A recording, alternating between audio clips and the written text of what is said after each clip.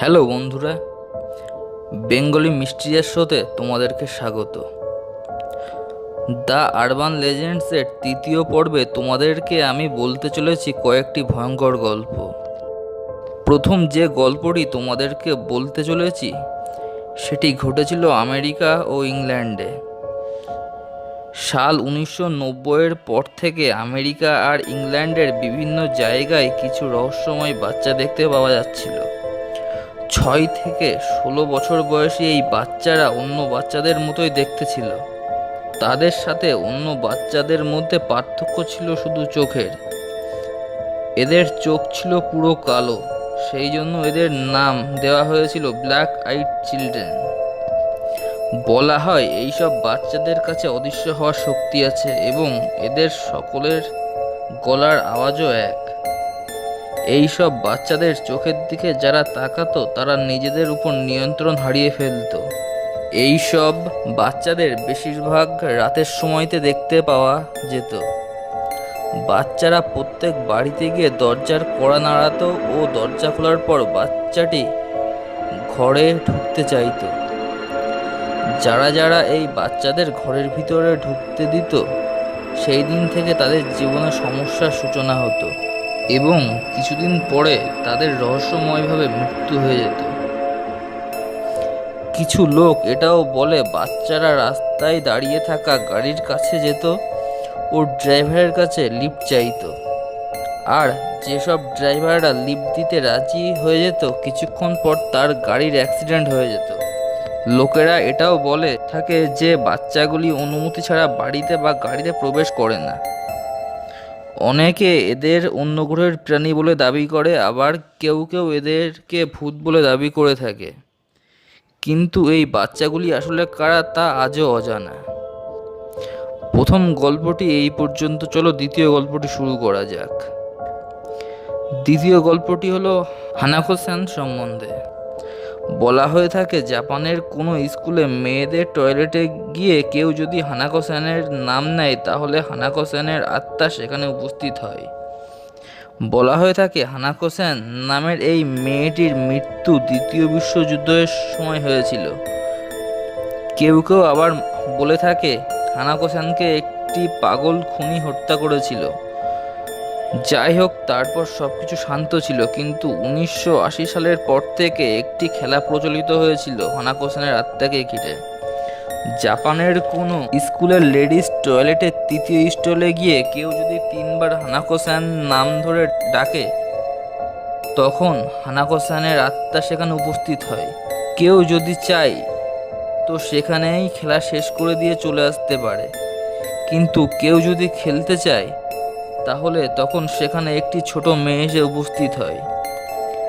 মেয়েটি স্কুলের ইউনিফর্ম পরে থাকে এবং এসে বলে আমি খেলতে চাই, এবং খেলার শেষে যে হানাকো-স্যানের আত্মাকে ডেকেছিল তাকে মেরে ফেলে এবং খেলা সম্পূর্ণ হয়।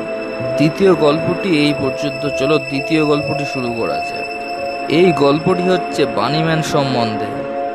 এটি একটি সত্য ঘটনা।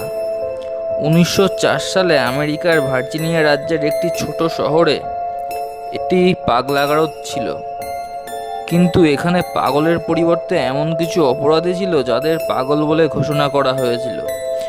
এইসব অপরাধীরা খুন, চুরি, ডাকাতি ইত্যাদি অপরাধ করেছিল। সেই জন্য ওই ছোট শহরে বসবাসকারী লোকেরা নিজেদের অসুরক্ষিত মনে করত। ওই শহরের বসবাসকারী লোকজন পাগলাগারদটিকে বন্ধ করার অনেক চেষ্টাও করেছিল, কিন্তু কোনো ফল হচ্ছিল না। সেই জন্য শহরে বসবাসকারী লোকেদের আক্রোশ বাড়তে লাগলো। তার ফলে সরকার থেকে পাগলাগারদটিকে বন্ধ করার সিদ্ধান্ত নিল।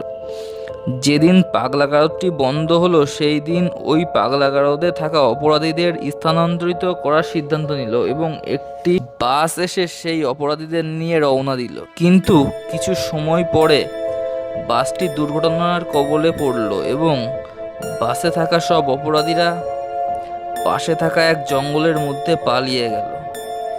পুলিশ এসে অনেক খোঁজাখুঁজি করার পর সব অপরাধীকে খুঁজে পেল শুধুমাত্র দুজনকে ছাড়া। ওই দুজনের নাম ছিল মার্কাস ও ওয়ালস্টার ও ডগলাস গ্রিফেন। এর কিছুদিন পর শহরবাসীরা দেখতে পেল সেই জঙ্গলের কিছু গাছে মৃত খরগোশের দেহ ঝুলছে, যার মধ্যে কিছু খরগোশের অর্ধেক মাংস কেউ খেয়ে ফেলেছে। এর কিছুদিন পর শহরবাসীরা দেখতে পেল একজন মানুষের দেহ গাছে ঝুলছে এবং সেই খরগোশের মতন সেই মানুষটির দেহ থেকেও কেউ অর্ধেক মাংস খেয়ে ফেলেছে।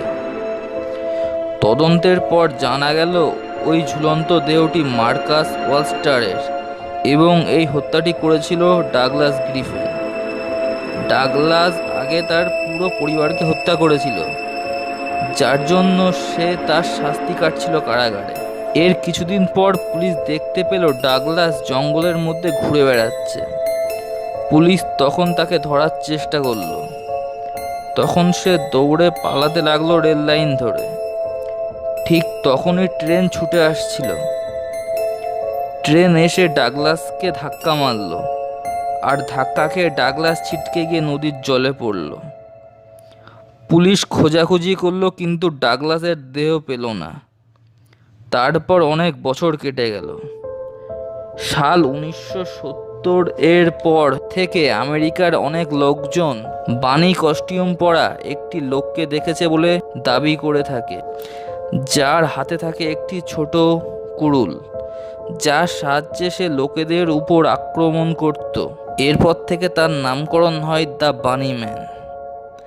বানিম্যান বেশিরভাগ সময় আমেরিকার ওয়ালচেস্টার ওভারপাস নামক ব্রিজের নিচে লুকিয়ে থাকত আর ওখান থেকে যাতায়াতকারী লোকেদের উপর হামলা করত। আজও আমেরিকার ভার্জিনিয়া রাজ্যের বিভিন্ন প্রান্তে বানিম্যান দ্বারা আক্রমণের ঘটনা ঘটতে শুনতে পাওয়া যায়। তো বন্ধুরা, আজ এই পর্যন্ত। উপস্থিত হব পরবর্তী ভিডিও নিয়ে। তোমাদের যদি ভিডিওটি ভালো লেগে থাকে তো ভিডিওটি লাইক ও শেয়ার করো, চ্যানেলটিকে সাবস্ক্রাইব করে দিও।